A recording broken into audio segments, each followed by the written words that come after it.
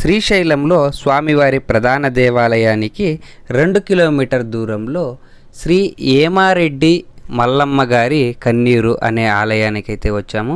శ్రీశైలానికి వచ్చే భక్తులు ప్రతి ఒక్కరూ చూడదగినటువంటి యాత్రాస్థలం అనే మనము చెప్పుకోవచ్చు ఫ్రెండ్స్.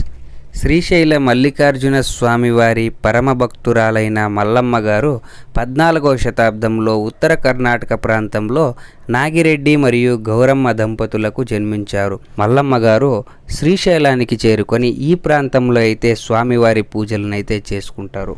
మల్లమ్మ గారి భక్తికి మెచ్చినటువంటి మల్లికార్జున స్వామివారు దర్శనమిస్తారు.